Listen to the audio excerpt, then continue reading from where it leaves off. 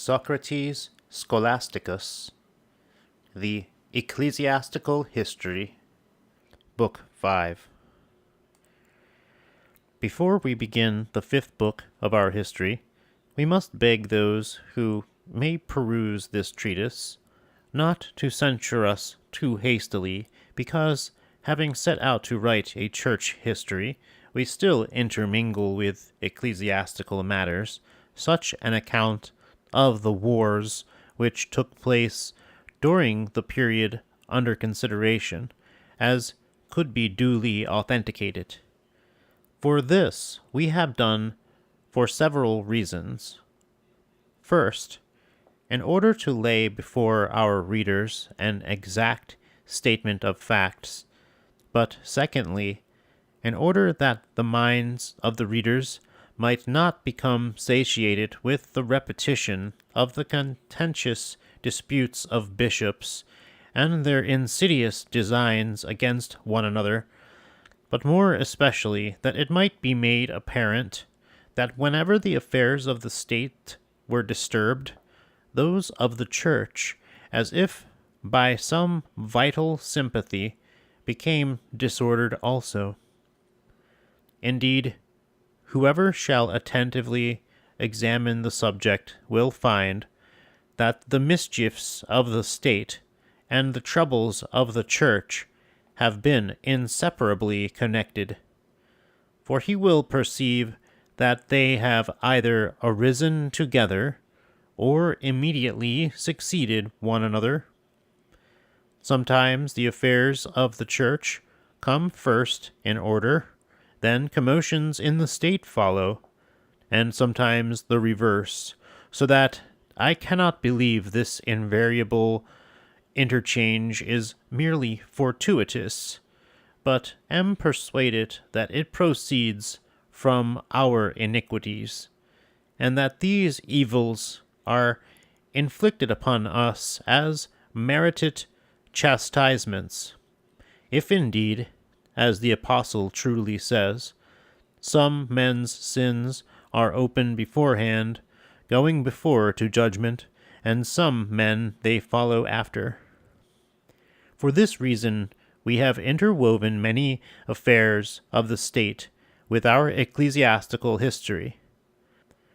Of the wars carried on during the reign of Constantine we have made no mention, having found no account of them that could be depended upon because of their iniquity, but of subsequent events, as much information as we could gather from those still living in the order of their occurrence, we have passed in rapid review. We have continually included the emperors in these historical details, because from the time they began to profess the Christian religion, the affairs of the church have depended on them, so that even the greatest synods have been and still are convened by their appointment. Finally, we have particularly noticed the Arian heresy because it has so greatly disquieted the churches. Let these remarks be considered sufficient in the way of preface. We shall now proceed with our history. After the Emperor Valens had thus lost his life in a manner which has never been satisfactorily ascertained, the barbarians again approached the very walls of Constantinople, and laid waste the suburbs on every side of it. Whereat the people, becoming indignant, armed themselves with whatever weapons they could severally lay hands on, and sallied forth of their own accord against the enemy. The Empress Dominica caused the same pay to be distributed out of the imperial treasury to such as volunteered to go out on this service, as was usually allowed to soldiers. A few Saracens also assisted the citizens, being confederates, who had been sent by Mavia, their queen. The latter we have already mentioned. In this way the people having fought at this time, the barbarians retired to a great distance from the city.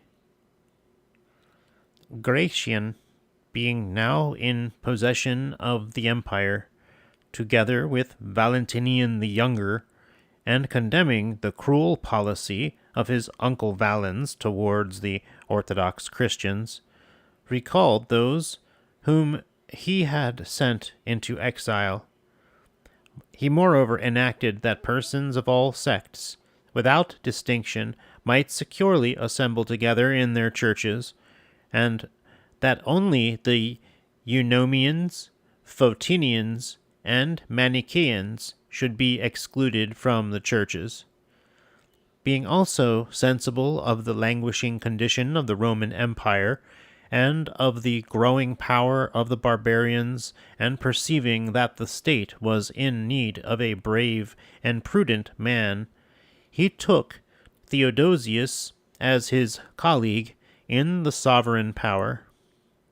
This Theodosius was descended from a noble family in Spain, and had acquired so distinguished a celebrity for his prowess in the wars, that he was universally considered worthy of imperial dignity, even before Gratian's election of him.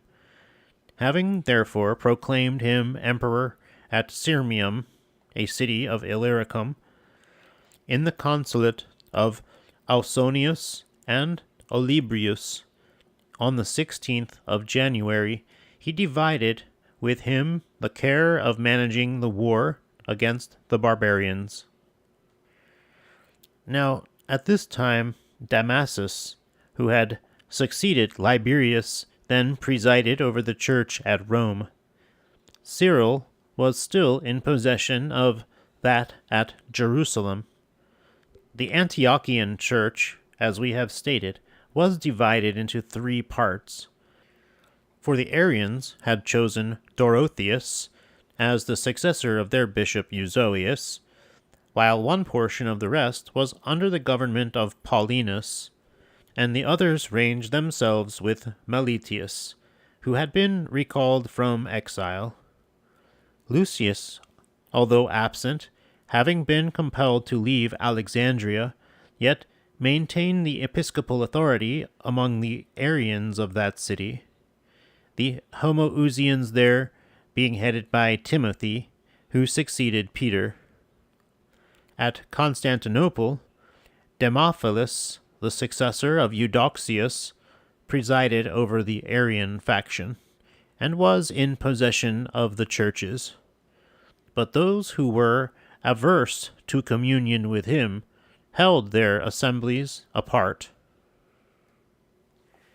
After the deputation from the Macedonians to Liberius, that sect was admitted to entire communion with the churches in every city, intermixing themselves indiscriminately with those who from the beginning had embraced the form of faith published at Nicaea.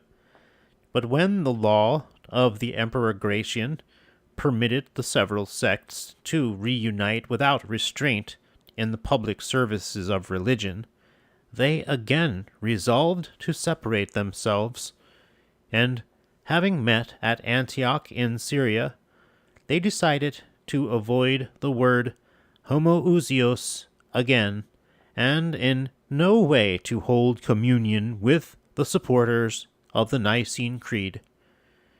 They, however, derived no advantage from this attempt, for the majority of their own party, being disgusted at the fickleness with which they sometimes maintained one opinion and then another, withdrew from them, and thenceforward became firm adherents of those who professed the doctrine of the Homoousion. About this time, a serious contest was excited at Antioch in Syria on account of Meletius. We have already observed that Paulinus, bishop of that city, because of his eminent piety, was not sent into exile, and that Meletius, after being restored by Julian, was again banished by Valens, and at length recalled in Gratian's reign. On his return to Antioch, he found Paulinus greatly enfeebled by old age. His partisans, therefore, immediately used their utmost endeavors to get him associated with that bishop in the episcopal office. And when Paulinus declared that it was contrary to the canons to take as a coadjutor one who had been ordained by the Arians, the people had recourse to violence, and caused him to be consecrated in one of the churches without the city. When this was done, a great disturbance arose, but afterwards the people were brought to unite on the following stipulations.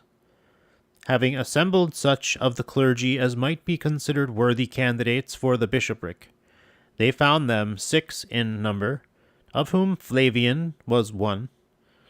All these they bound by an oath not to use any effort to get themselves ordained, when either of the 2 bishops should die, but to permit the survivor to retain undisturbed possession of the see of the deceased. Thus pledges were given, and the people had peace, and so no longer quarreled with one another. The Luciferians, however, separated themselves from the rest, because Meletius, who had been ordained by the Arians, was admitted to the episcopate. In this state of the Antiochian Church, Meletius was under the necessity of going to Constantinople. By the common suffrage of many bishops, Gregory was at this time translated from the See of Nazianzus to that of Constantinople, and this happened in the manner before described. About the same time, the emperors Gratian and Theodosius each obtained a victory over the barbarians, and Gratian immediately set out for Gaul, because the Alemanni were ravaging those provinces. But Theodosius, after erecting a trophy, hastened towards Constantinople and arrived at Thessalonica. There he was taken dangerously ill and expressed a desire to receive Christian baptism. Now, he had been instructed in Christian principles by his ancestors and professed the Homoousian faith. Becoming increasingly anxious to be baptized, therefore, as his malady grew worse, he sent for the bishop of Thessalonica and first asked him what doctrinal views he held. The bishop having replied that the opinion of Arius had not yet invaded the provinces of Illyricum, nor had the novelty to which that heretic had given birth begun to prey upon the churches in those countries, but they continued to preserve unshaken that faith which from the beginning was delivered by the apostles and had been confirmed in the Nicene Synod. The emperor was most gladly baptized by the bishop Ascholius, and, having recovered from his disease not many days after, he came to Constantinople on the 24th of November, in the 5th consulate of Gratian, and the 1st of his own. Now, at that time, Gregory of Nazianzus, after his translation to Constantinople, held his assemblies within the city in a small oratory, adjoining to which the emperors afterwards built a magnificent church, and named it Anastasia. But Gregory, who far excelled in eloquence and piety all those of the age in which he lived, understanding that some murmured at his preferment because he was a stranger, after expressing his joy at the emperor's arrival, resigned the bishopric of Constantinople. When the emperor found the church in this state, he began to consider by what means he could make peace, effect a union, and enlarge the churches. Immediately, therefore, he intimated his desire to Demophilus, who presided over the Arian party, and inquired whether he was willing to assent to the Nicene Creed, and thus reunite the people and establish peace. Upon Demophilus's declining to accede to this proposal, the emperor said to him, "Since you reject peace and harmony, I order you to quit the churches." When Demophilus heard this, weighing with himself the difficulty of contending against superior power, he convoked his followers in the church, and standing in the midst of them, thus spoke: "Brethren, it is written in the gospel, if they persecute you in one city, flee ye into another. Since, therefore, the emperor needs the churches, take notice that we will henceforth hold our assemblies without the city." Having said this, he departed, not however as rightly apprehending the meaning of that expression in the Evangelist, for the real import of the sacred oracle is that such as would avoid the course of this world must seek the heavenly Jerusalem. He therefore went outside the city gates, and there in future held his assemblies. With him also Lucius went out, who being ejected from Alexandria, as we have before related, had made his escape to Constantinople, and there abode. Thus the Arians, after having been in possession of the churches for 40 years, were, in consequence of their opposition to the peace proposed by the Emperor Theodosius, driven out of the city. In Gratian's 5th consulate, and the 1st of Theodosius Augustus, on the 26th of November, the adherents of the Homoousian faith in this manner regained possession of the churches. The emperor, making no delay, summoned a synod of the prelates of his own faith, in order that he might establish the Nicene Creed, and appoint a bishop of Constantinople, and inasmuch as he was not without hope that he might win the Macedonians over with his own views, he invited those who presided over that sect to be present also. There met, therefore, on the occasion of the Homoousian party, Timothy from Alexandria, Cyril from Jerusalem, who at that time recognized the doctrine of Homoousian, having retracted his former opinion, Meletius from Antioch, he having arrived there previously to assist at the installation of Gregory, Ascholius, also from Thessalonica, and many others, amounting in all to 150. Of the Macedonians, the leaders were Eleusius of Cyzicus, and Marcian of Lampsacus. These, with the rest, most of whom came from the cities of the Hellespont, were 36 in number. Accordingly, they were assembled in the month of May, under the consulate of Eucharius and Evagrius. And the emperor used his utmost exertions in conjunction with the bishops who entertained similar sentiments to his own, to bring over Eleusius and his adherents to his own side. They were reminded of the deputation they had sent by Eustathius to Liberius, then Bishop of Rome, that they had of their own accord not long before entered into promiscuous communion with the Orthodox, and the inconsistency and fickleness of their conduct was represented to them in now attempting to subvert the faith which they once acknowledged and professed agreement with the Catholics in. But they, paying little heed alike to admonitions and reproofs, chose rather to maintain the Arian dogma than to assent to the Homoousian doctrine. Having made this declaration, they departed from Constantinople. Moreover, they wrote to their partisans in every city and charged them by no means to harmonize with the creed of the Nicene Synod.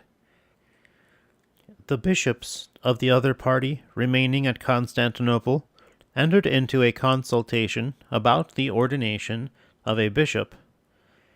For Gregory, as we have before said, had resigned that see and was preparing to return to Nazianzus. Now there was a person named Nectarius, of a senatorial family, mild and gentle in his manners, and admirable in his whole course of life, although he at that time bore the office of proctor. This man was seized upon by the people and elected to the episcopate, and was ordained accordingly by 150 bishops then present. The same prelates, moreover, published a decree prescribing that the Bishop of Constantinople should have the next prerogative of honor after the Bishop of Rome, because that city was New Rome. They also again confirmed the Nicene Creed.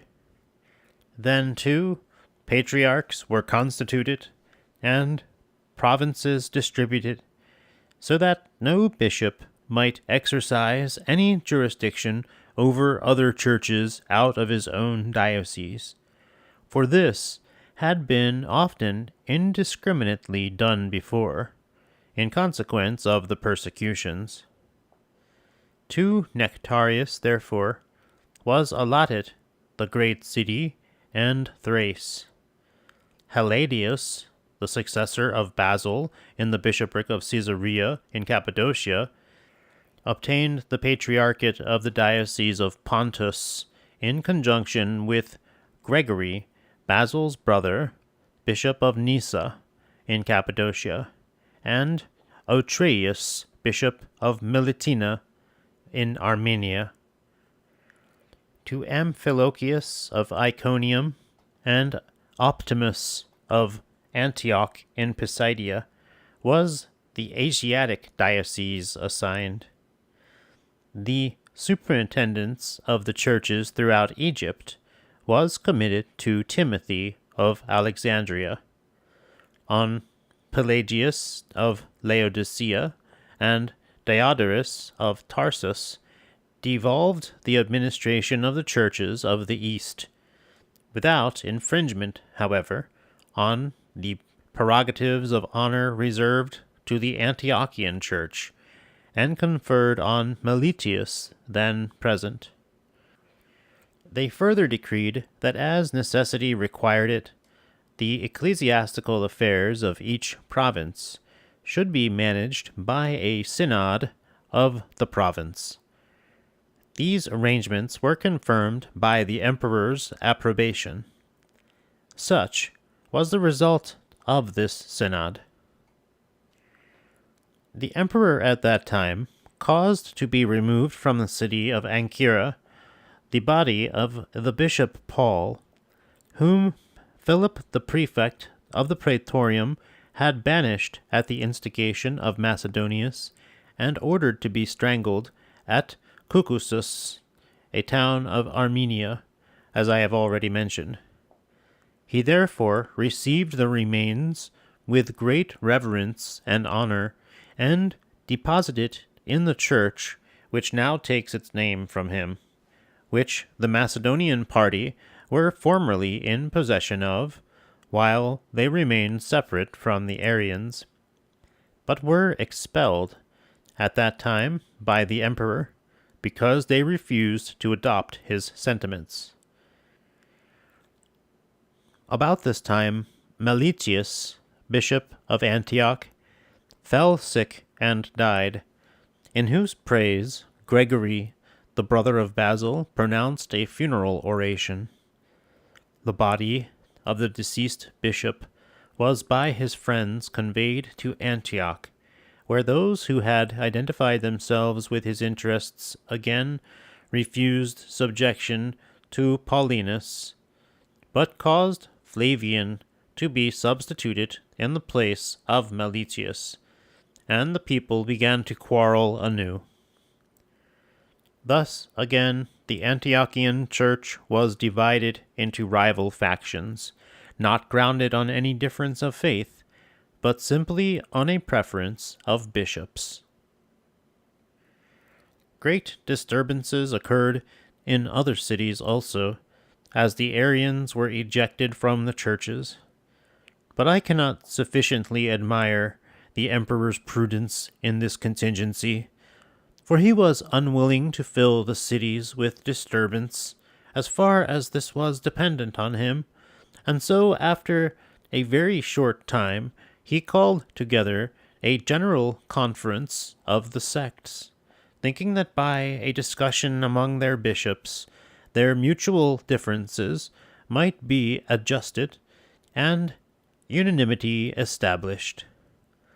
And this purpose of the emperor's, I am persuaded, was the reason that his affairs were so prosperous at that time.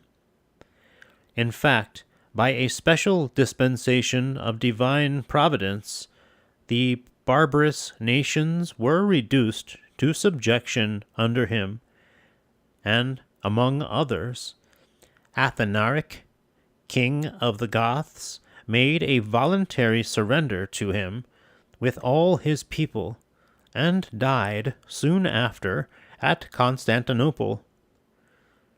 At this juncture, the emperor proclaimed his son Arcadius Augustus on 16th of January, in the second consulate of Maroboduus and Saturnilus. Not long afterwards, in the month of June, under the same consulate, the bishops of every sect arrived from all places. The emperor, therefore, sent for Nectarius the bishop, and consulted with him on the best means of freeing the Christian religion from dissensions, and reducing the Church to a state of unity. The subjects of controversy, said he, ought to be fairly discussed, that by the detection and removal of the sources of discord, a universal agreement may be effected. Hearing this proposition, Nectarius fell into uneasiness, and communicated it to Ascholius, the bishop of the Novatians, inasmuch as he entertained the same sentiments as himself in matters of faith. This man, though eminently pious, was by no means competent to maintain a dispute on doctrinal points. He therefore proposed to refer the subject to Sicinius, his reader, as a fit person to manage a conference. Sicinius, who was not only learned, but possessed of great experience, and was well informed both in the expositions of the sacred scriptures and the principles of philosophy, being convinced that disputations, far from healing divisions, usually create heresies of a more inveterate character, gave the following advice to Nectarius, knowing well that the ancients have nowhere attributed a beginning of existence to the Son of God, conceiving him to be co-eternal with the Father. He advised that they should avoid dialectic warfare and bring forward as evidences of the truth the testimonies of the ancients. Let the emperor, said he, demand of the heads of each sect whether they would pay any deference to the ancients who flourished before schism distracted the church, or whether they would repudiate them as alienated from the Christian faith. If they reject their authority, then let them also anathematize them, and should they presume to take such a step, they would themselves be instantly thrust out by the people, and so the truth will be manifestly victorious. But if, on the other hand, they are not willing to set aside the fathers, it will then be our business to produce their books, by which our views will be fully attested. Nectarius, having heard these words of Sicinius, hastened to the palace and acquainted the emperor with the plan which had been suggested to him, who at once, perceiving its wisdom and propriety, carried it into execution with consummate prudence. For without discovering his object, he simply asked the chiefs of the heretics whether they had any respect for and would accept the teachings of those teachers who lived previous to the dissension in the church, as they did not repudiate them, but replied that they highly revered them as their masters.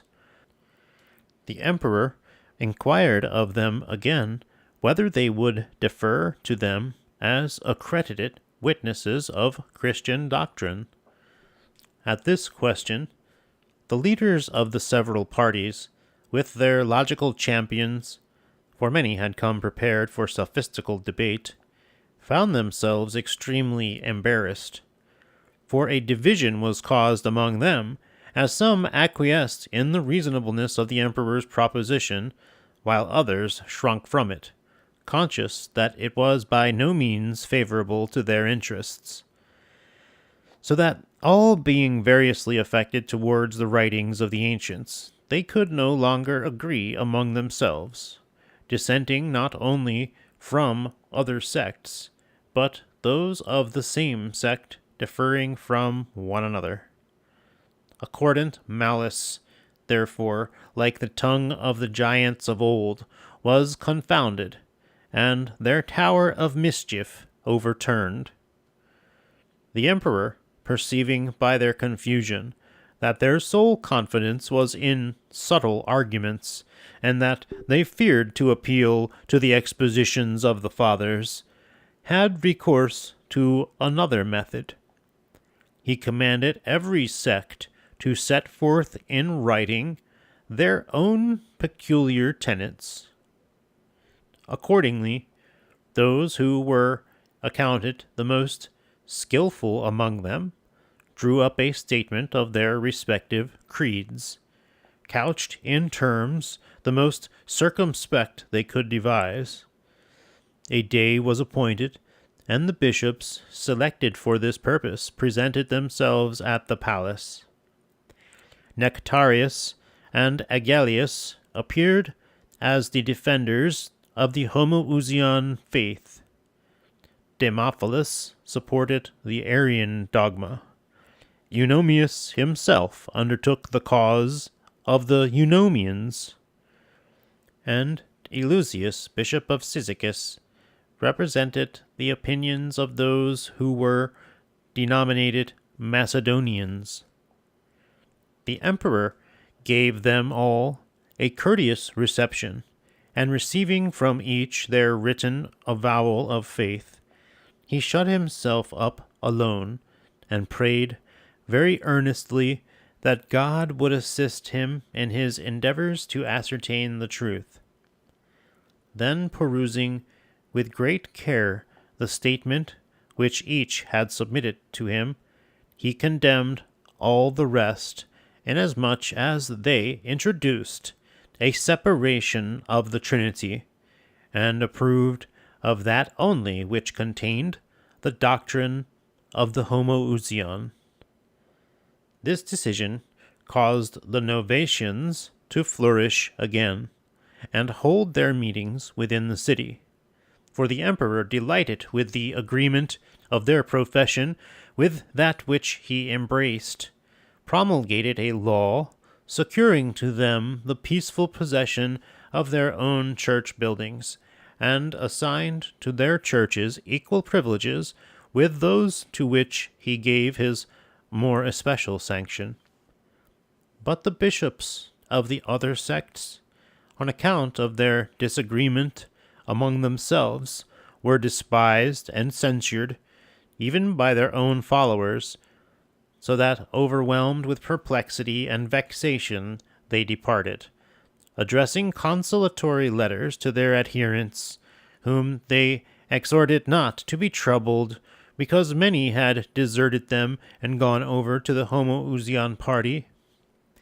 Said, "Many are called, but few chosen," an expression which they never used when, on account of force and terror, the majority of the party was on their side. Nevertheless, the Orthodox believers were not wholly exempt from inquietude, for the affairs of the Antiochian church caused divisions among those who were present at the synod. The bishops of Egypt, Arabia, and Cyprus combined against Flavian and insisted on his expulsion from Antioch. But those of Palestine, Phoenicia, and Syria contended with equal zeal in his favor. What result issued from this contest I shall describe in its proper place. Nearly at the same time with the holding of these synods at Constantinople, the following events occurred in the western parts.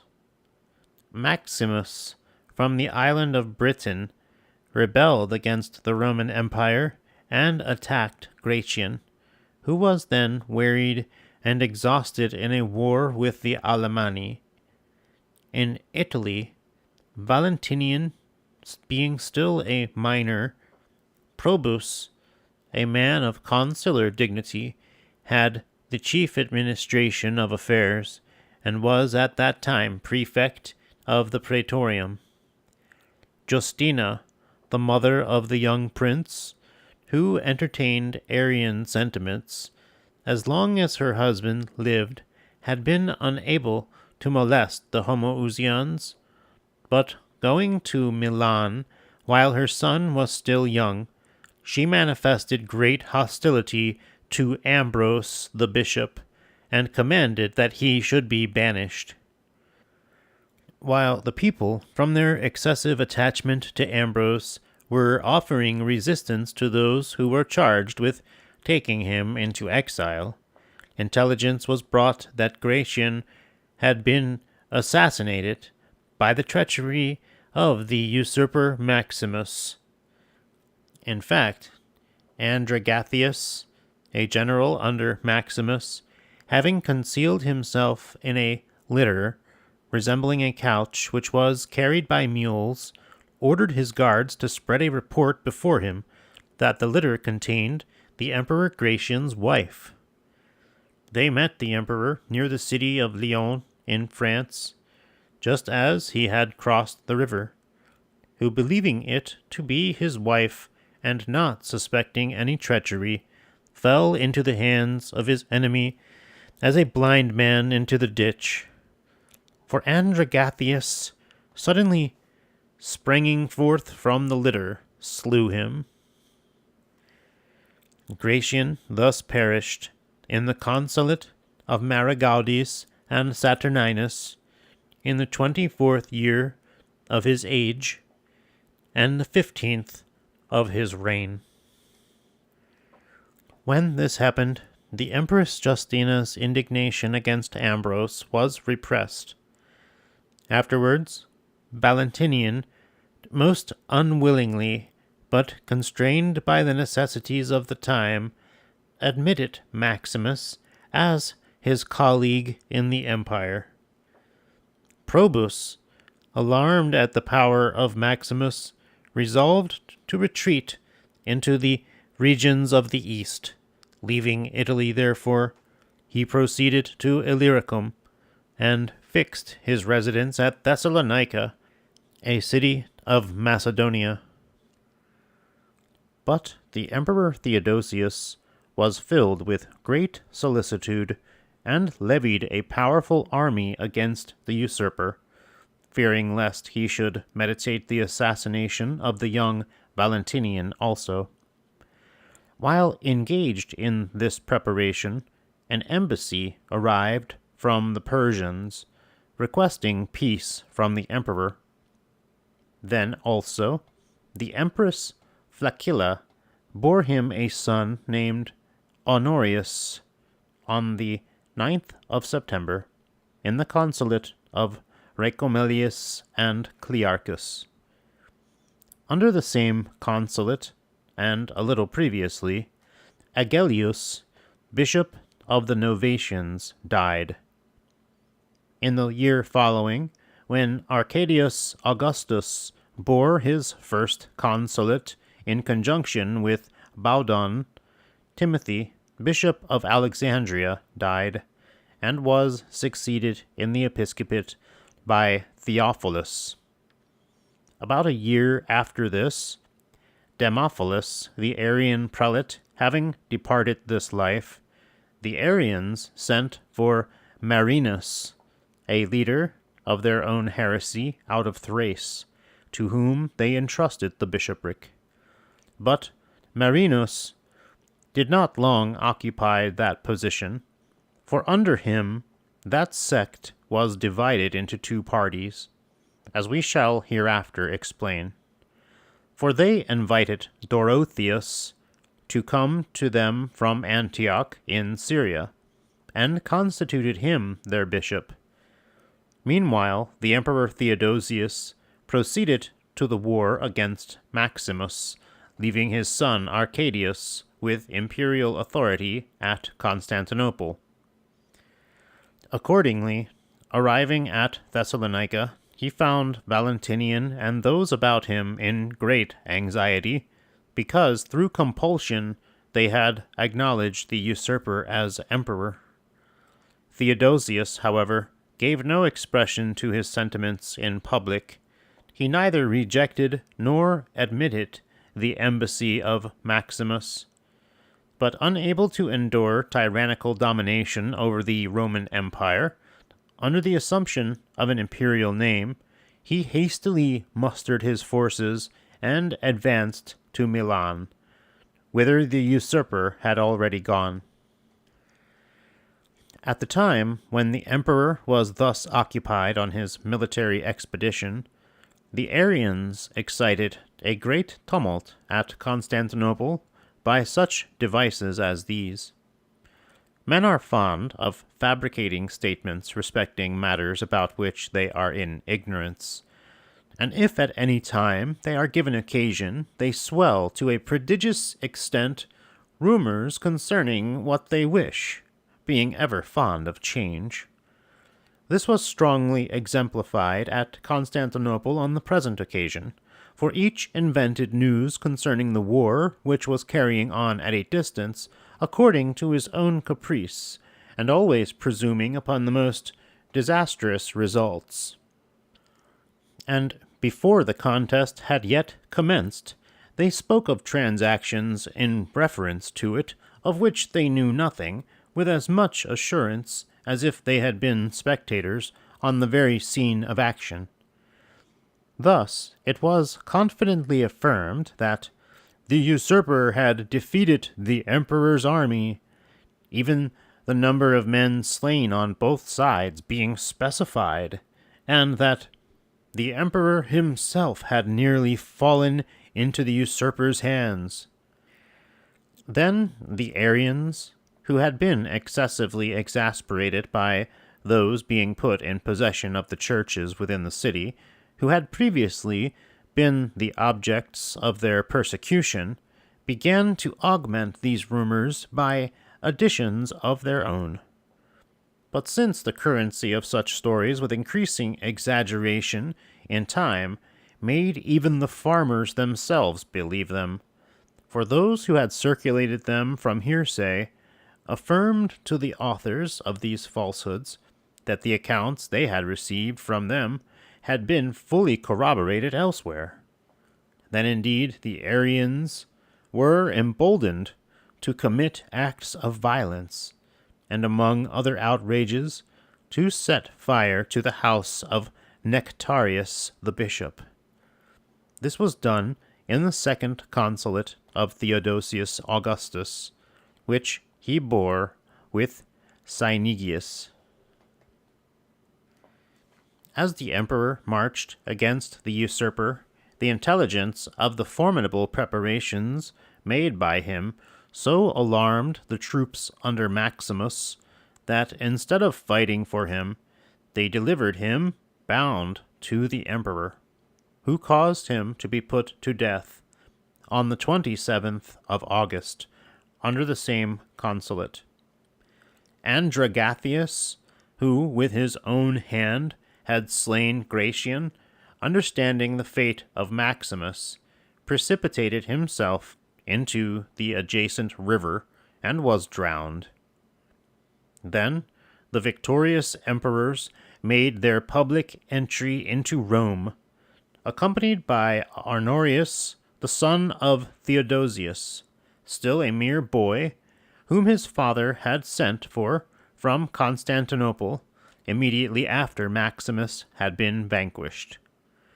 They continued, therefore, at Rome, celebrating their triumphal festivals, during which time the Emperor Theodosius exhibited a remarkable instance of clemency towards Symmachus, a man who had borne the consular office and was at the head of the Senate at Rome.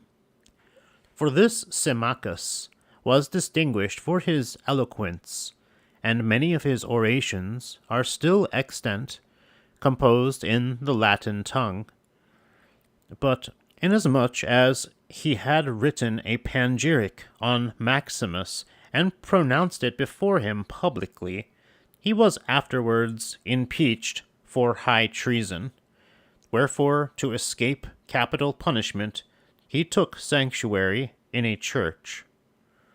The emperor's veneration for religion led him not only to honor the bishops of his own communion, but to treat with consideration those of the Novatians also, who embraced the Homoousian creed. To gratify, therefore, Leontius, the bishop of the Novatian church at Rome, who interceded in behalf of Symmachus, he graciously pardoned him for that crime. Symmachus, after he had obtained his pardon, wrote an apologetic address to the Emperor Theodosius. Thus the war, which at its commencement threatened so seriously, was brought to a speedy termination. About the same period, the following events took place at Antioch in Syria. After the death of Paulinus, the people who had been under his superintendence refused to submit to the authority of Flavian, but caused Evagrius to be ordained bishop of their own party. As he did not survive his ordination long, no other was constituted in his place, Flavian having brought this about. Nevertheless, those who disliked Flavian on account of his having violated his oath held their assemblies apart. Meanwhile, Flavian left no stone unturned, as the phrase is, to bring these also under his control, and this he soon after effected, when he appeased the anger of Theophilus, then Bishop of Alexandria, by whose mediation he conciliated Damasus, Bishop of Rome, also. For both these had been greatly displeased with Flavian, as well for the perjury of which he had been guilty, as for the schism he had occasioned among the previously united people.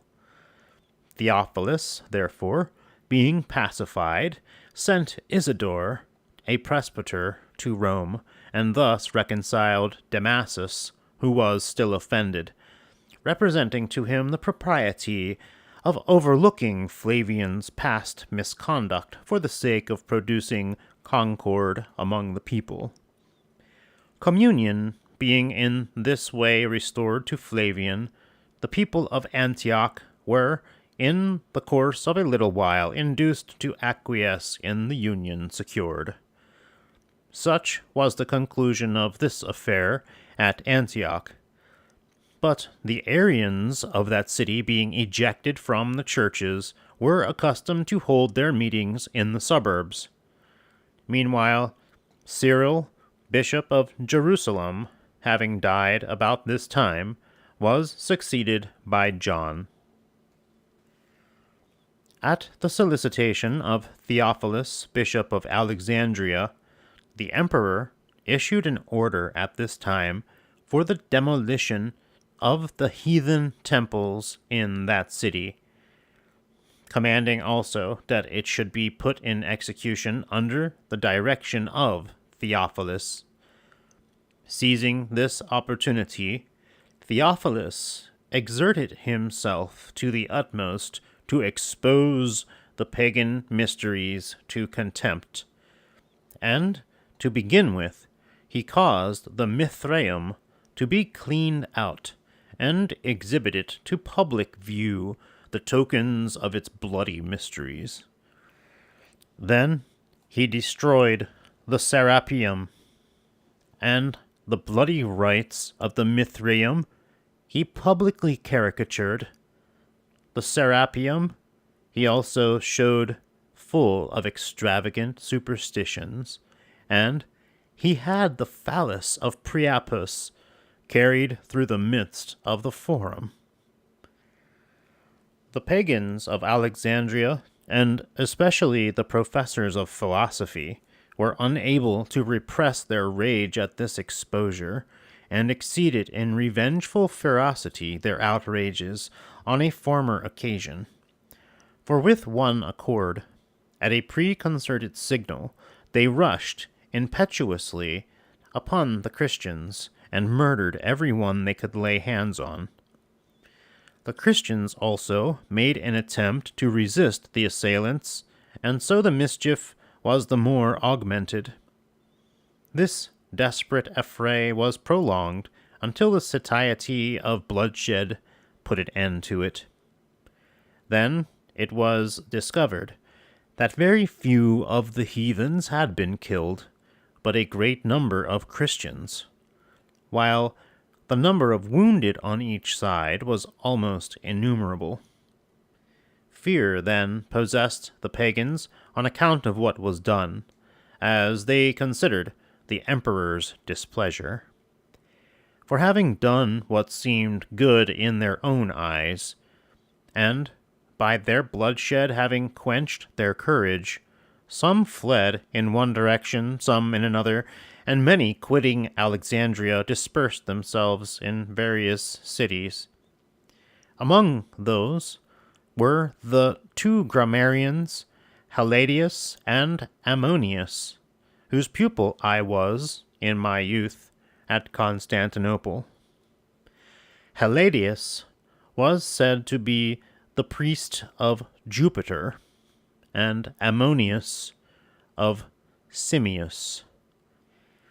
Thus, this disturbance having been terminated, the governor of Alexandria and the commander-in-chief of the troops in Egypt assisted Theophilus in demolishing the heathen temples. These were therefore razed to the ground, and the images of their gods molten into pots and other convenient utensils for the use of the Alexandrian church. For the emperor had instructed Theophilus to distribute them for the relief of the poor.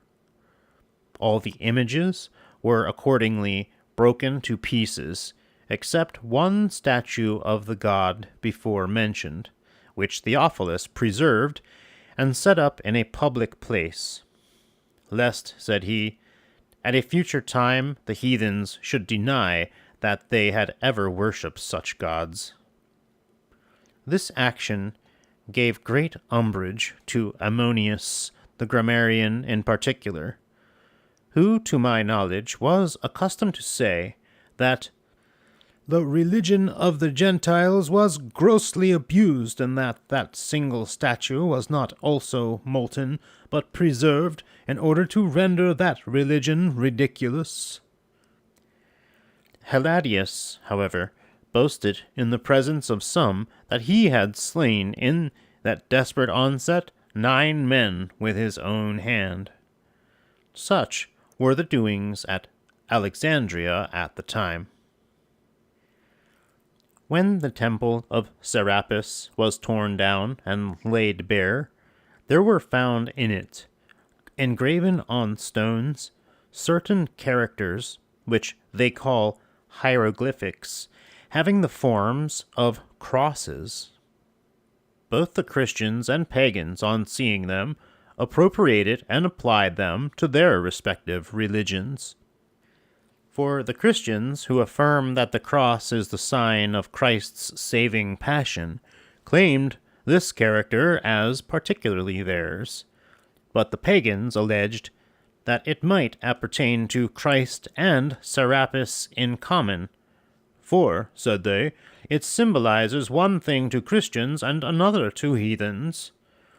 Whilst this point was controverted amongst them, some of the heathen converts to Christianity, who were conversant with these hieroglyphic characters, interpreted the form of a cross, and said that it signifies life to come. This the Christians exultingly laid hold of, as decidedly favorable to their religion. But after other hieroglyphics had been deciphered containing a prediction that, when the cross should appear, for this was life to come, the temple of Serapis would be destroyed, a very great number of the pagans embraced Christianity, and, confessing their sins, were baptized. Such are the reports I have heard respecting the discovery of this symbol in form of a cross. But I cannot imagine that the Egyptian priests foreknew the things concerning Christ when they engraved the figure of a cross. For if the advent of our Savior into the world was a mystery hid from ages and from generations, as the apostle declares, and if the devil himself, the prince of wickedness, knew nothing of it, his ministers, the Egyptian priests, are likely to have been still more ignorant of the matter. But Providence doubtless purposed that, in the inquiry concerning this character, there should something take place analogous to what happened heretofore at the preaching of Paul.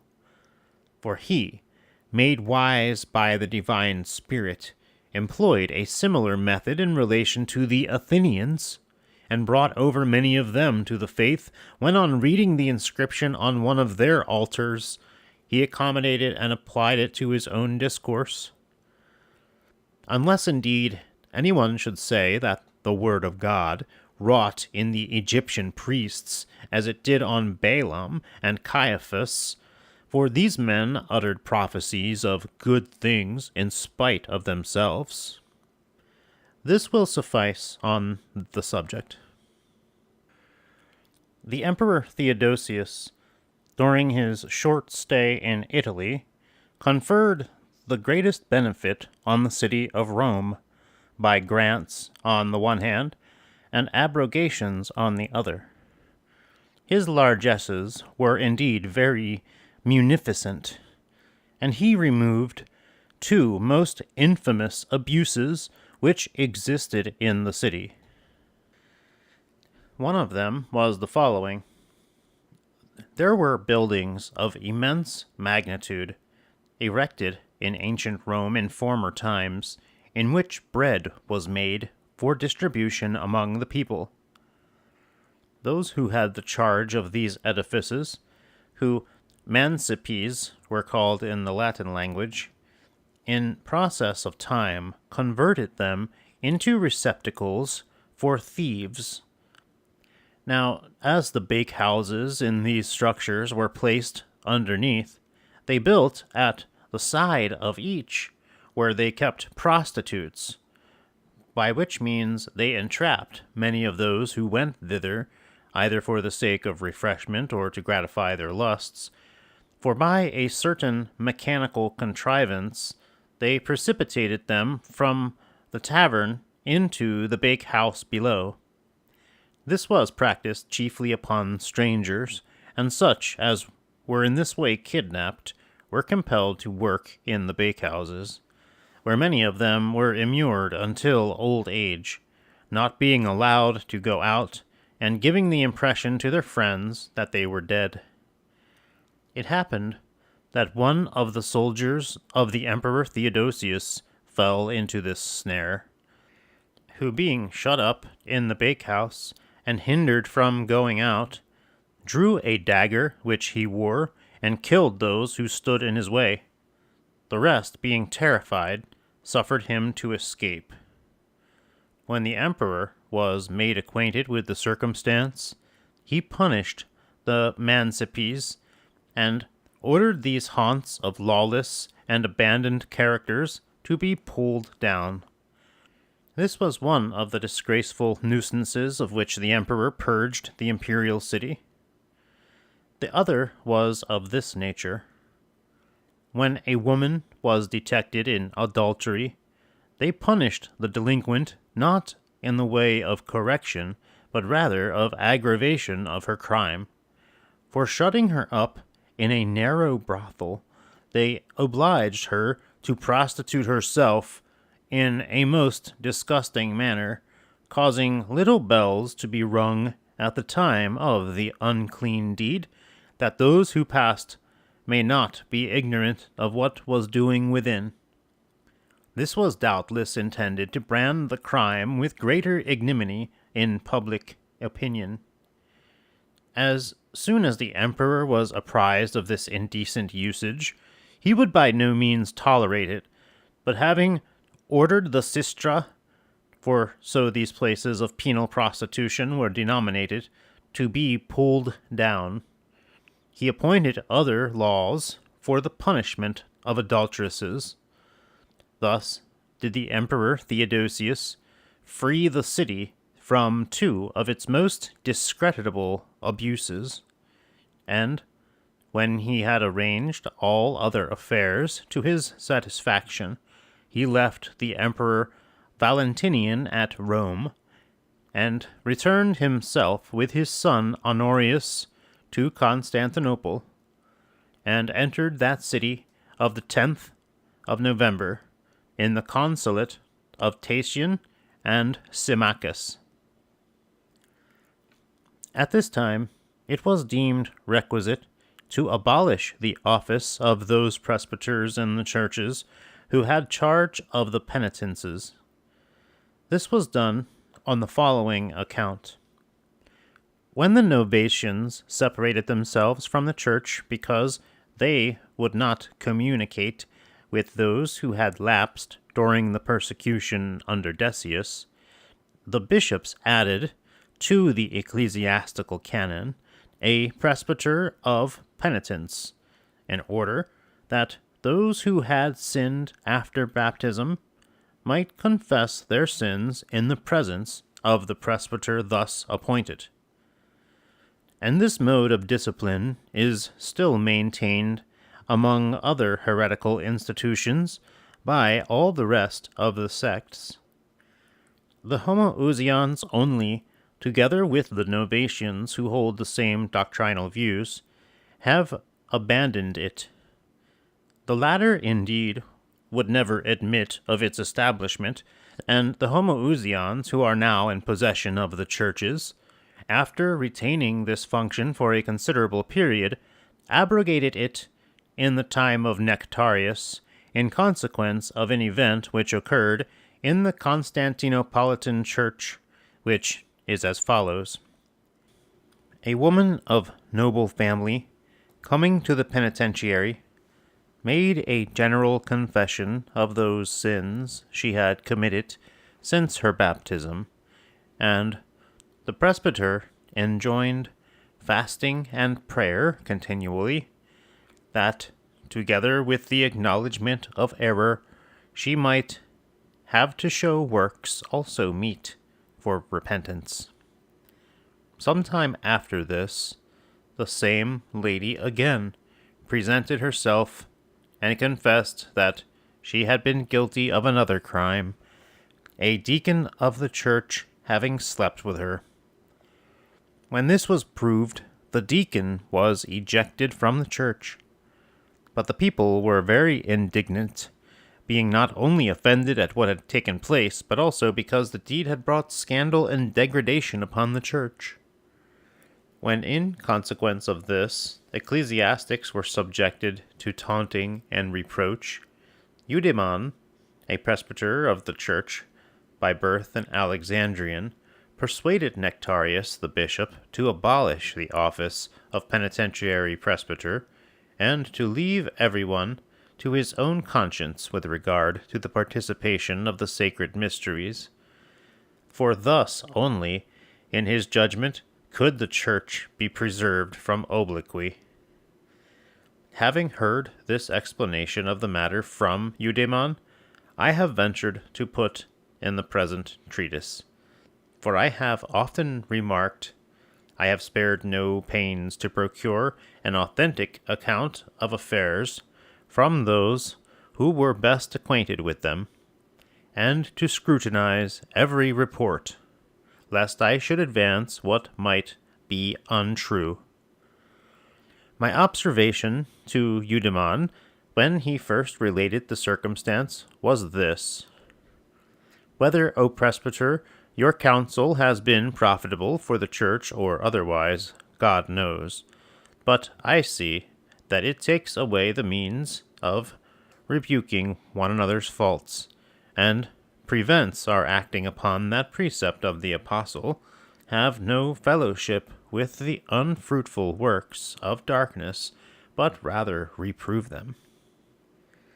Concerning this affair, let this suffice. I conceive it right, moreover, not to leave unnoticed the proceedings of the other religious bodies, that is, the Arians, Novatians, and those who received their denominations from Macedonius and Eunomius.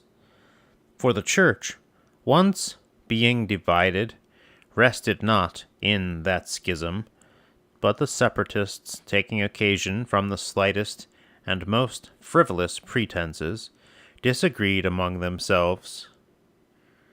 The manner and time, as well as the causes for which they raised mutual dissensions, we will state as we proceed.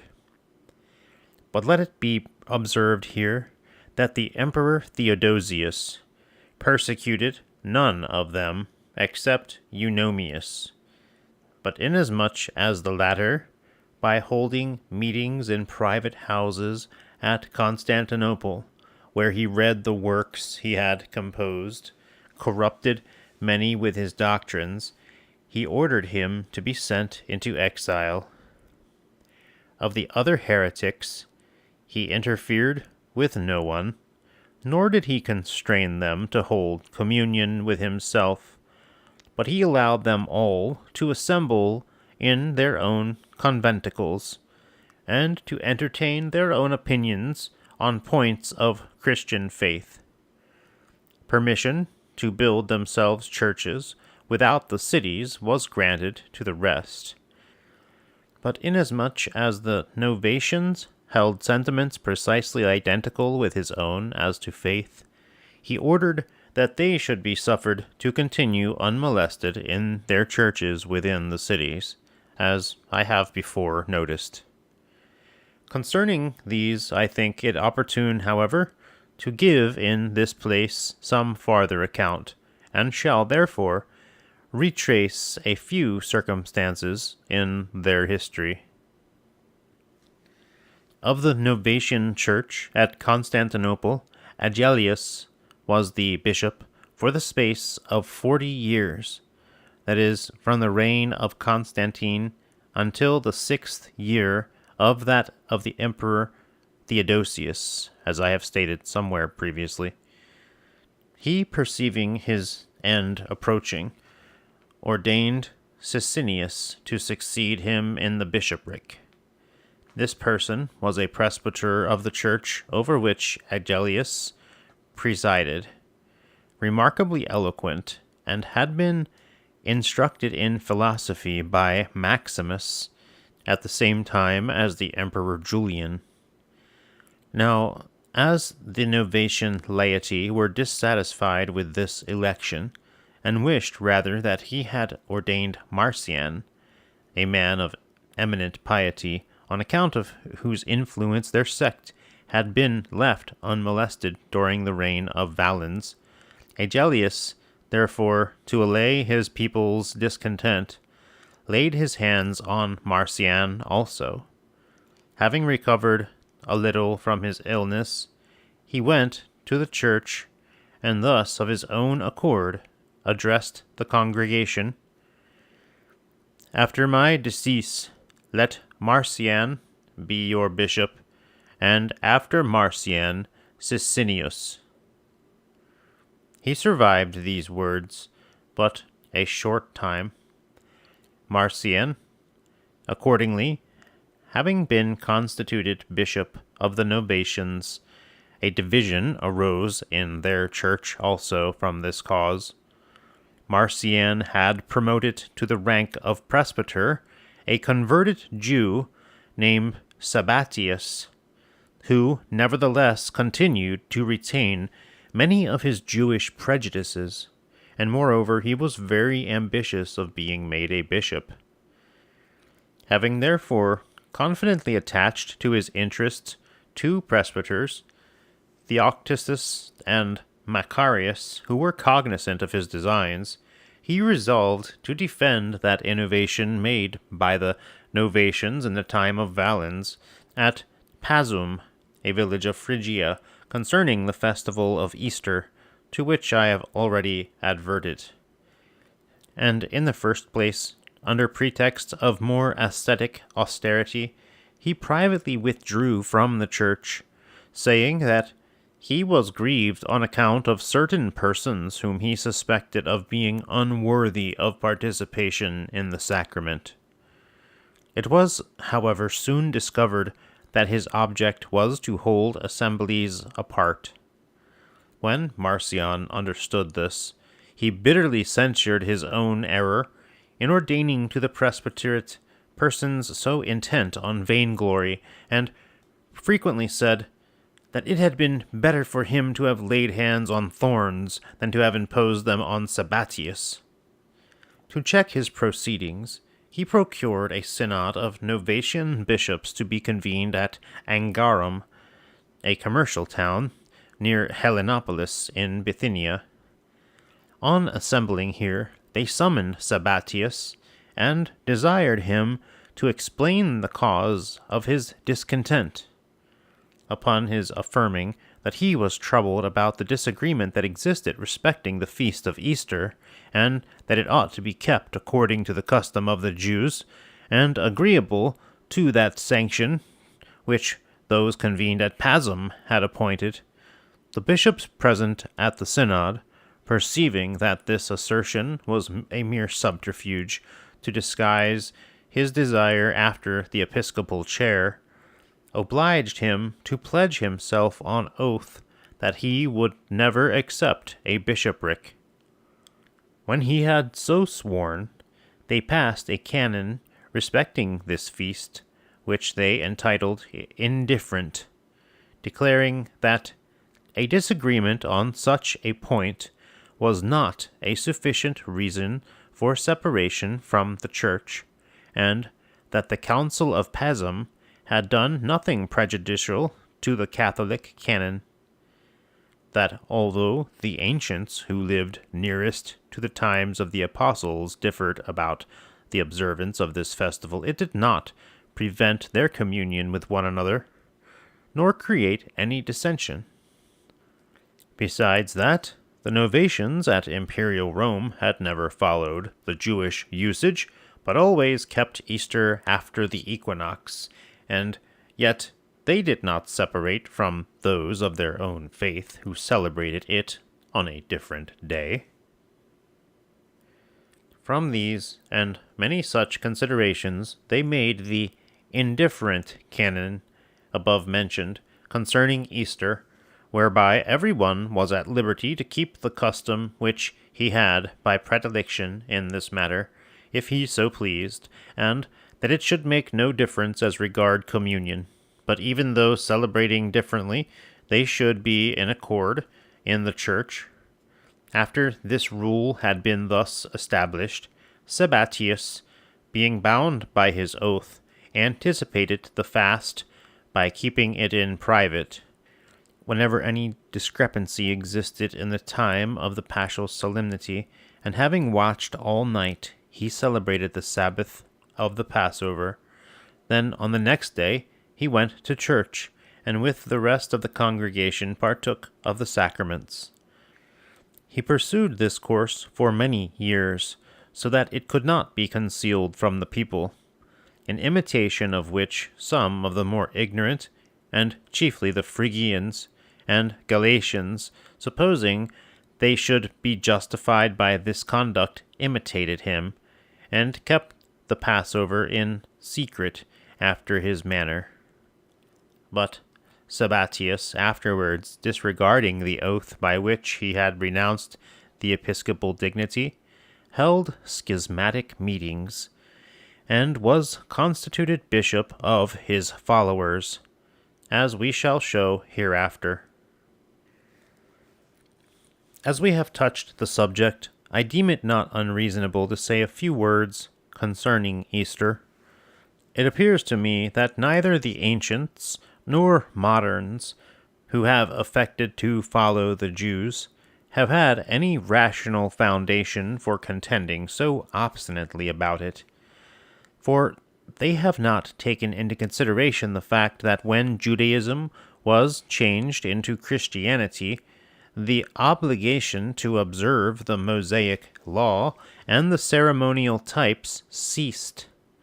And the proof of the matter is plain, for no law of Christ permits Christians to imitate the Jews.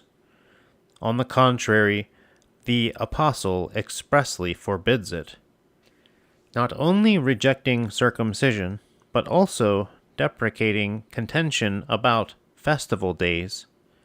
In his epistle to the Galatians, he writes, "Tell me, ye that desire to be under the law, do ye not hear the law?"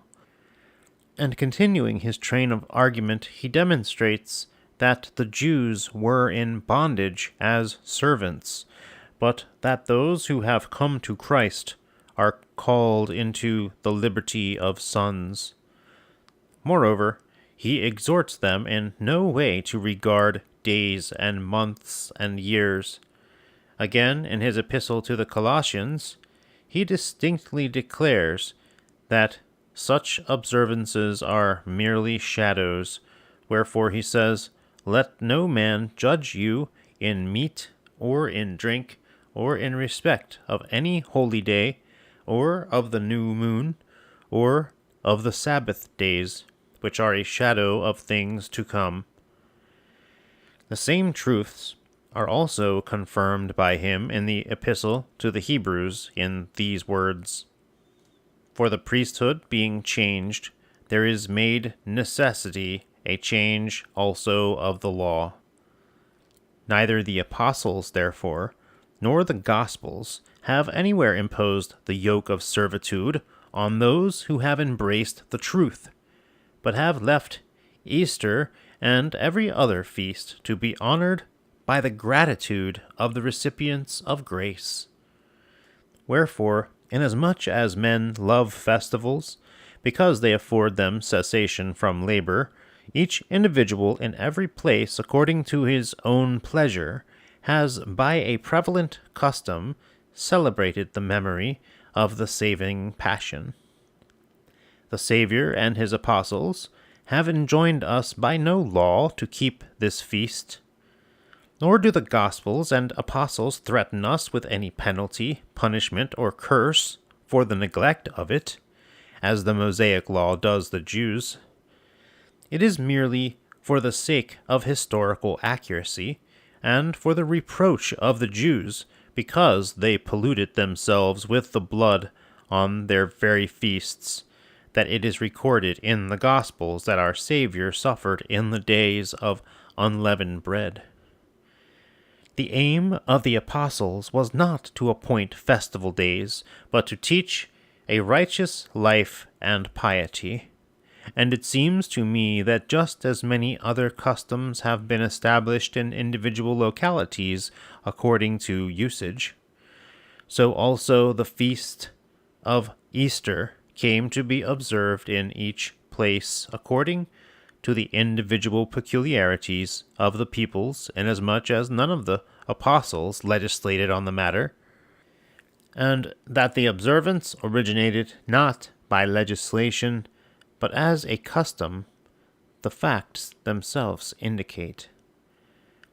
In Asia Minor, most people kept the 14th day of the moon, disregarding the Sabbath, yet they never separated from those who did otherwise, until Victor, Bishop of Rome, influenced by too ardent a zeal, fulminated a sentence of excommunication against the Quartodecimans in Asia.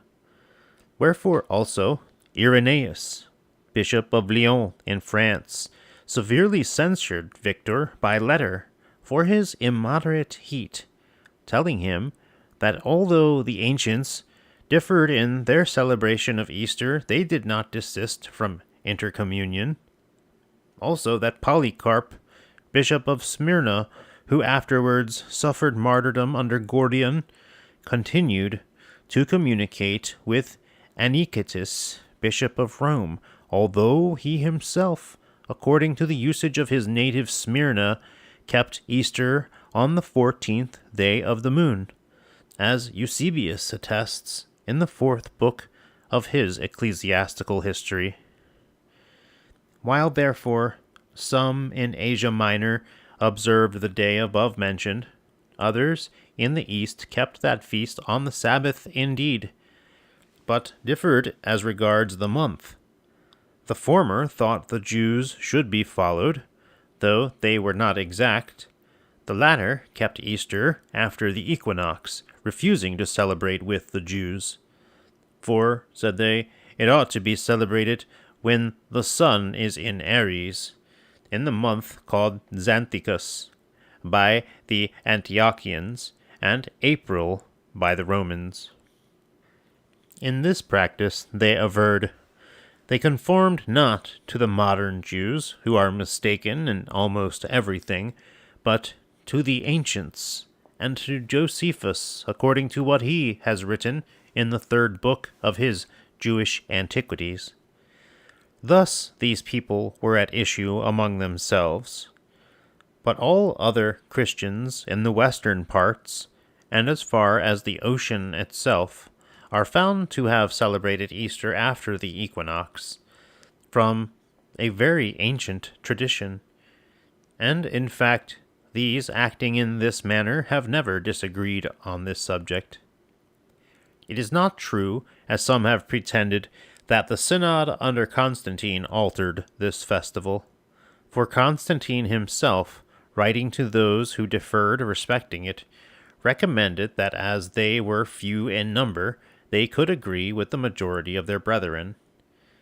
His letter will be found at length in the 3rd book of the Life of Constantine by Eusebius, but the passage in it relative to Easter runs thus. It is a becoming order which all the churches in the western, southern, and northern parts of the world observe, and some places in the east also.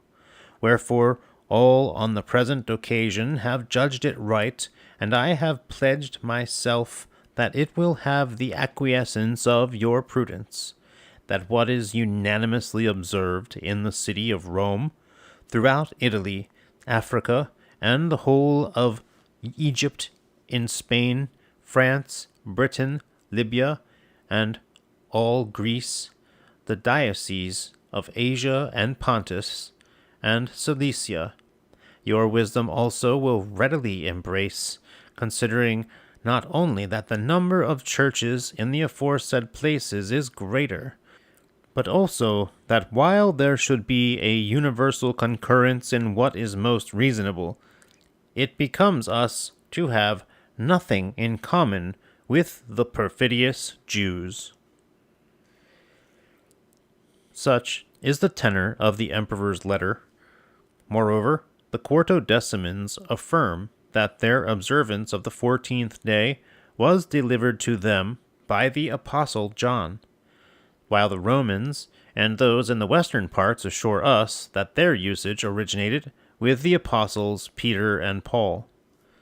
Neither of these parties, however, can produce any written testimony in confirmation of what they assert, but that the time of keeping Easter in various places is dependent on usage. I infer from this that those who agree in faith differ among themselves on questions of usage, and it will not, perhaps, be unseasonable to notice here the diversity of customs in the churches. The fasts before Easter will be found to be differently observed among different people. Those at Rome fast 3 successive weeks before Easter, excepting Saturdays and Sundays.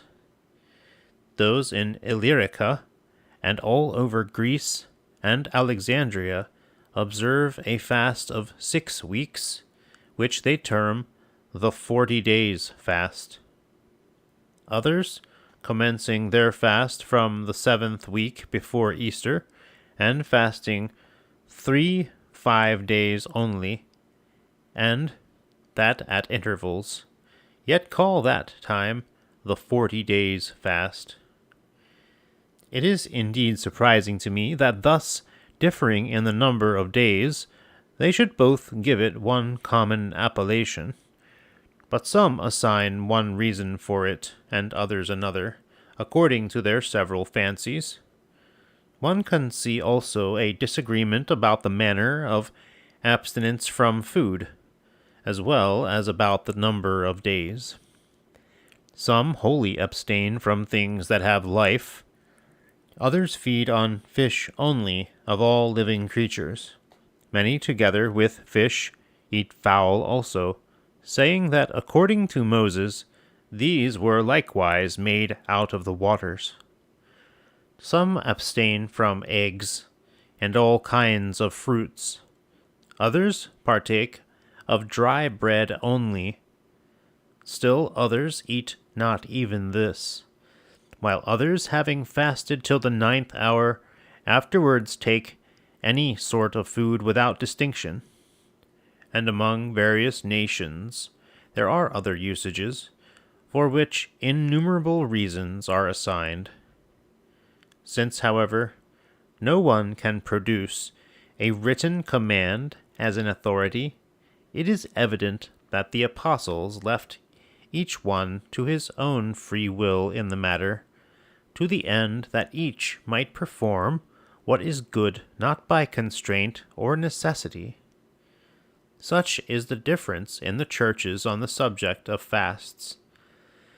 Nor is there less variation in regard to religious assemblies.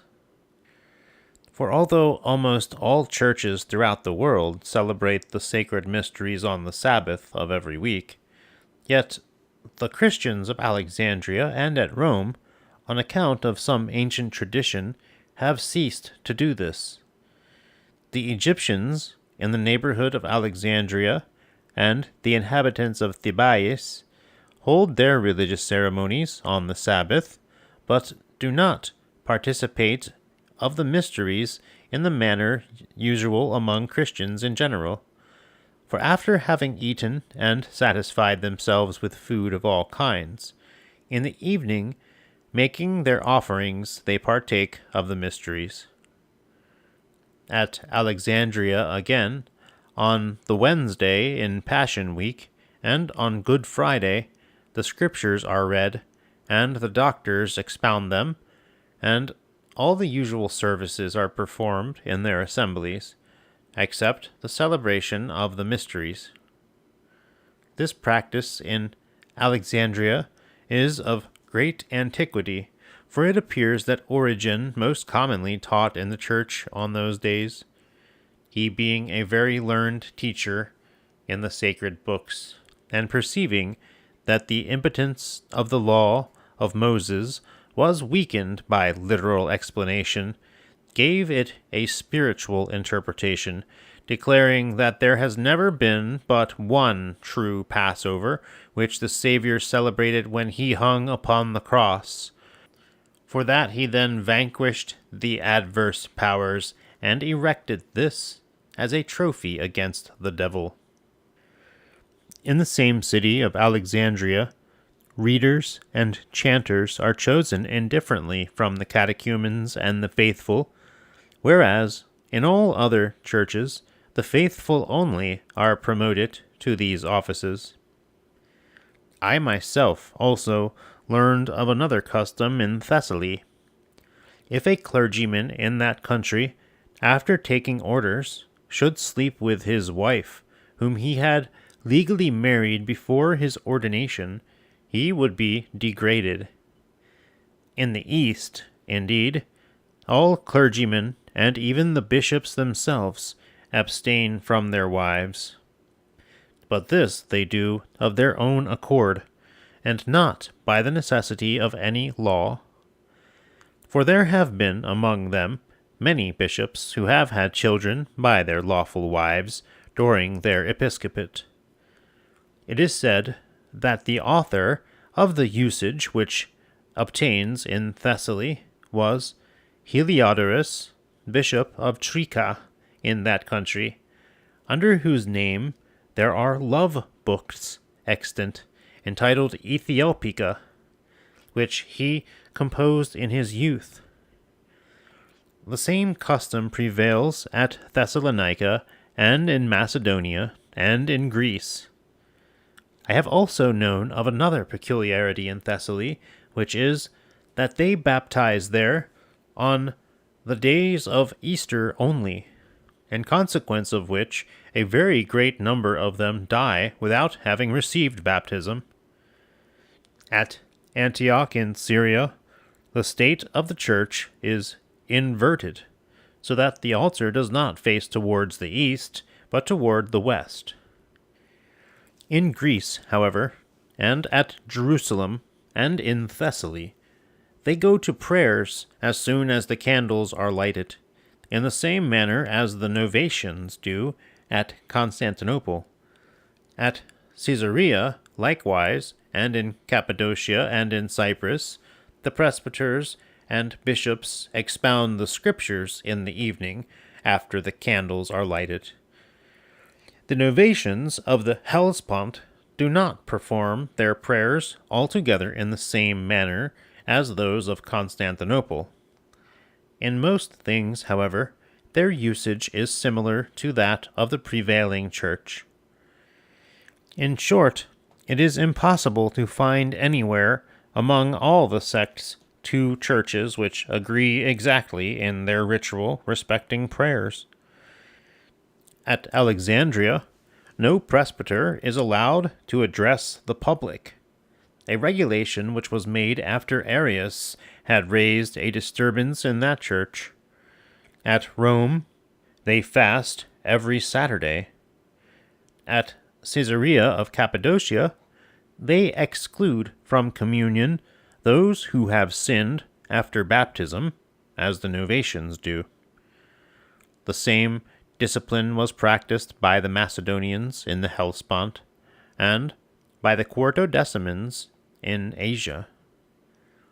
The Novatians in Phrygia do not admit such as have twice married, but those of Constantinople neither admit nor reject them openly, while in the western parts they are openly received. This diversity was occasioned as I imagine, by the bishops who in their respective eras governed the churches, and those who received these several rites and usages transmitted them as laws to their posterity. However, to give a complete catalogue of all the various customs and ceremonial observances in use throughout every city and country would be difficult, rather impossible, but the instances we have adduced are sufficient to show that the Easter festival was, from some remote precedent, differently celebrated in every particular province. They talk at random, therefore, who assert that the time of keeping Easter was altered in the Nicene Synod. For the bishops there convened earnestly labored to reduce the first dissenting minority to uniformity of practice with the rest of the people. Now, that many differences existed, even in the apostolic age of the Church, occasioned by such subjects, was not unknown even to the apostles themselves, as the book of the Acts testifies. For when they understood that a disturbance occurred among believers on account of a dissension of the Gentiles, having all met together, they promulgated a divine law, giving it the form of a letter. By this sanction, they liberated Christians from the bondage of formal observances and all vain contention about these things, and they taught them the path of true piety, prescribing such things only as were conducive to its attainment. The epistle itself, which I shall here transcribe, is recorded in the Acts of the Apostles. The apostles and elders and brethren send greeting unto the brethren which are of the Gentiles in Antioch and Syria and Cilicia, forasmuch as we have heard that certain which went out from us have troubled you with words, subverting your souls, saying, Ye must be circumcised, and keep the law, to whom we gave no such commandment. It seemed good unto us, being assembled with one accord, to send chosen men among you, with our beloved Barnabas and Paul, men that have hazarded their lives for the name of our Lord Jesus Christ. We have sent, therefore, Judas and Silas, who shall also tell you the same thing by mouth. For it seemed good to the Holy Ghost and to us to lay upon you no greater burden than these necessary things, that ye abstain from meats offered to idols, and from blood, and from things strangled, and from fornication, from which, if ye keep yourselves, ye shall do well. Fare ye well. These things indeed pleased God, for the letter expressly says, It seemed good to the Holy Ghost to lay upon you no greater burden than these necessary things. There are nevertheless some persons who, disregarding these precepts, suppose all fornication to be an indifferent matter, but contend about holy days as if their lives were at stake, thus contravening the commands of God, and legislating for themselves, and making of none effect the decree of the apostles. Neither do they perceive that they are themselves practicing the contrary to those things which God approved. It is possible easily to extend our discourse respecting Easter, and demonstrate that the Jews observe no exact rule either in the time or manner of celebrating the paschal solemnity, and that the Samaritans, who are an offshoot from the Jews, always celebrate this festival after the equinox. but this subject would require a distinct and copious treatise. I shall, therefore, merely add that those who affect so much to imitate the Jews, and are so very anxious about an accurate observation of types, ought to depart from them in no particular. For if they have chosen to be so correct, they must not only observe days and months, but all other things also, which Christ, who was made under the law, did in the manner of the Jews, or which he unjustly suffered from them, or wrought typically for the good of all men. He entered into a ship and taught. He ordered the Passover to be made ready in an upper room. He commanded an ass that was tied to be loosed. He proposed a man bearing a pitcher of water as a sign to them for hastening their preparations for the Passover. He did an infinite number of other things of this nature, which are recorded in the Gospels, and yet those who suppose themselves to be justified by keeping this feast would think it absurd to observe any of these things in a bodily manner, for no doctor ever dreams of going to preach from a ship. No person imagines it necessary to go up into an upper room to celebrate Passover there. They never tie and then loose an ass again, and finally no one enjoins another to carry a pitcher of water in order that the symbols might be fulfilled.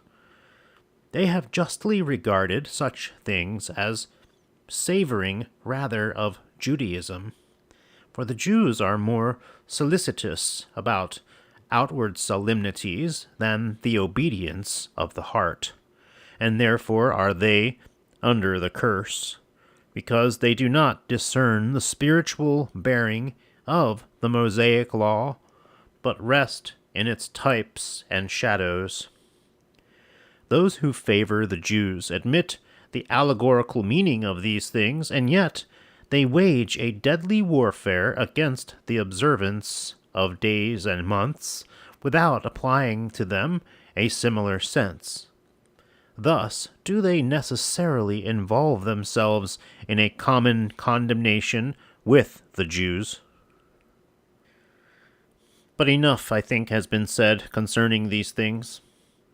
Let us now return to the subject we were previously treating of. The fact that the Church, once divided, did not stay with that division, but that those separated were again divided among themselves, taking occasion from the most trivial grounds. The Novatians, as I have said, were divided among themselves on account of the feast of Easter, the controversy not being restricted to one point only. For in the different provinces some took one view of the question and some another, disagreeing not only about the month, but the days of the week also, and other unimportant matters. In some places they hold separate assemblies because of it, and others they unite in mutual communion. But dissensions arose among the Arians also on this account. The contentious questions which were daily agitated among them led them to start the most absurd propositions. For whereas it has been always believed in the Church that God is the Father of the Son, the Word, it was asked whether God could be called Father before the Son had subsistence. Thus, in asserting that the Word of God was not begotten of the Father, but was created out of nothing, and thus falling into error on the chief and main point, they deservedly fell into absurd cavillings about a mere name. Dorotheus, therefore, being sent for by them from Antioch, maintained that God neither was nor could be called Father before the Son existed. But Marinus, whom they had summoned out of Thrace before Dorotheus, piqued at the superior deference which was paid to his rival, undertook to defend the contrary opinion. In consequence of these things there arose a schism among them, and being thus divided respecting this term, each party held separate meetings.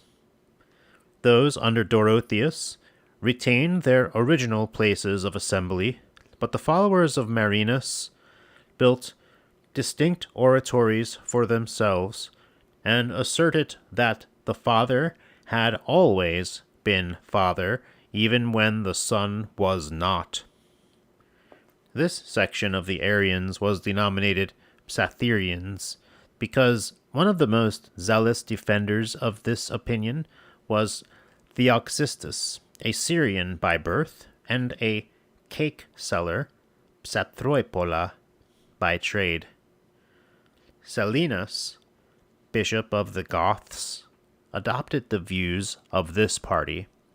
A man of mixed descent, he was a Goth by his father's side, but by his mother's a Phrygian, by which means he taught in the church with great readiness in both these languages.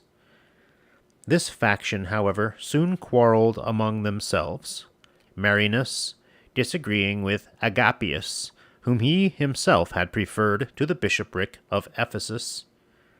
They disputed, however, not about any point of religion, but in narrow-mindedness about precedents, in which the Goths sided with Agapius. Wherefore many of the ecclesiastics under their jurisdiction, abominating the vainglorious contest between these two, abandoned them both, and became adherents to the Homoousian faith. The Arians, having continued thus divided among themselves during the space of 35 years, were reunited in the reign of Theodosius the Younger, under the consulate of Plintha, the commander-in-chief of the army, he being a member of the sect of Psatherians. These were prevailed on to desist from contention. They afterwards passed a resolution giving all the cogency of law that the question which had led to their separation should never be mooted again. But this reconciliation extended no farther than Constantinople, for in other cities, where any of these two parties were found, they persisted in their former separation. So much respecting the division among the Arians. But neither did the followers of Eunomius remain without dissensions, for Eunomius himself had long before this separated from Eudoxius, who ordained him bishop of Cyzicus, taking occasion from that bishop's refusal to restore to communion his master Aetius, who had been ejected. But those who derived their name from him were subsequently divided into several factions. For the first, Theophronius, a Cappadocian who had been instructed in the art of disputation by Eunomius, and had acquired a smattering of Aristotle's categories and his book of interpretation, composed some treatises which he entitled On the Exercise of the Mind. Having, however, drawn down upon himself the reprobation of his own sect, he was ejected as an apostate. He afterwards held assemblies apart from them, and left behind him a heresy which bore his own name. Furthermore, at Constantinople, a certain Eutychius, from some absurd dispute, withdrew from the Eunomians, and still continues to hold separate meetings. The followers of Theophronius are denominated Eunemio-Theophronians, and those of Eutychius have the appellation Eunomio-Eutychians. what those nonsensical terms were about which they differed I consider unworthy of being recorded in this history, lest I should go into matters foreign to my purpose. I shall merely observe that they adulterated baptism, for they do not baptize in the name of the Trinity, but into the death of Christ. Among the Macedonians also, there was for some time a division when Eutropius, a presbyter, held separate assemblies, and Carturius did not agree with him. There are possibly, in other cities, sects which have emanated from these, but living at Constantinople, where I was born and educated, I describe more particularly what has taken place in that city, both because I have myself witnessed some of these transactions, and also because the events which have there occurred are of preeminent importance, and are therefore more worth of commemoration. Let it, however, be understood that what I have here related happened at different periods, and not at the same time. But if anyone should be desirous of knowing the names of the various sects, he may easily satisfy himself by reading a book entitled Anchoratus, composed by Epiphanius, Bishop of Cyprus. But I shall content myself with what I have already stated. The public affairs were again thrown into agitation from a cause I shall now refer to. There was in the western regions a grammarian named Eugenius, who, after having for some time taught the Latin language, left his school and was appointed to service at the palace, being constituted chief secretary to the emperor, possessing a considerable degree of eloquence, and being on that account treated with greater distinction than others. He was unable to bear his good fortune with moderation, for associating with himself Arbogastes, a native of Galatia Minor, who then had the command of a division of the army, a man harsh in manner and very bloodthirsty, he determined to usurp the sovereignty. These two therefore agreed to murder the Emperor Valentinian, having corrupted the eunuchs of the imperial bedchamber. These, on receiving tempting promises of promotion, strangled the emperor in his sleep. Eugenius, immediately assuming the supreme authority in the western parts of the empire, conducted himself in such a manner as might be expected from a usurper. When the Emperor Theodosius was made acquainted with these things, he was exceedingly distressed, because his defeat of Maximus had only prepared the way for fresh troubles. He accordingly assembled his military forces, and having proclaimed his son Honorius Augustus on the 10th of January, in his own third consulate, which he bore with Abundantius, he again set out in great haste toward the western parts, leaving both his sons invested with imperial authority at Constantinople. As he marched against Eugenius, a very great number of the barbarians beyond the Danube volunteered their services and followed him in this expedition. After a rapid march, he arrived in the Gauls with a numerous army, where Eugenius awaited him, also at the head of an immense body of troops. Accordingly, an engagement took place near the river Frigidus, which is about 36 miles distant from Aquileia. In that part of the battle where the Romans fought against their own countrymen, the conflict was doubtful. But where the barbarian auxiliaries of the Emperor Theodosius were engaged, the forces of Eugenius had greatly the advantage. When the emperor saw the barbarians perishing, he cast himself in great agony upon the ground and invoked the help of God in this emergency. Nor was his request unheeded, for Bacurius, his principal officer, inspired with sudden and extraordinary ardor, rushed with his vanguard to that part where the barbarians were hardest pressed, broke through the ranks of the enemy, and put to flight those who a little before were themselves engaged in pursuit. Another marvelous circumstance also occurred. A violent wind suddenly arose, which retorted upon themselves the darts cast by the soldiers of Eugenius, and at the same time drove those hurled by the imperial forces with increased impetus against their adversaries.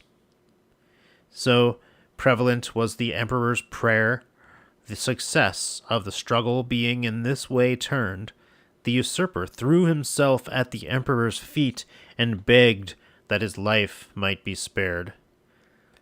But as he lay a prostrate suppliant at the feet of the emperor, he was beheaded by the soldiers on the 6th of September in the 3rd consulate of Arcadius and the 2nd of Honorius. Arbogastes, who had been the chief cause of so much mischief, having continued his flight for 2 days after the battle, and seeing no chance of escape, dispatched himself with his own sword. The Emperor Theodosius was, in consequence of the anxiety and fatigues connected with this war, thrown into bodily illness, and believing the disease which had attacked him would be fatal, he became more concerned about the public affairs than his own life. Considering how great calamities often overtook people after the death of their sovereign, he therefore hastily summoned his son Honorius from Constantinople, being principally desirous of setting in order the state of things in the western parts of the empire. After his son's arrival at Milan, he seemed to recover a little, and gave directions for the celebration of the games of the Hippodrome on account of his victory. Before dinner he was pretty well, and a spectator of the sports. But after he had dined, he became suddenly too ill to return to them, and sent his son to preside in his stead. When the night came on, he died, it being the 17th of January, during the consulate of Olybrius and Probus. This was in the first year of the 294th Olympiad. The Emperor Theodosius lived 60 years and reigned 16. This book, therefore, comprehends the transactions of 16 years and 8 months.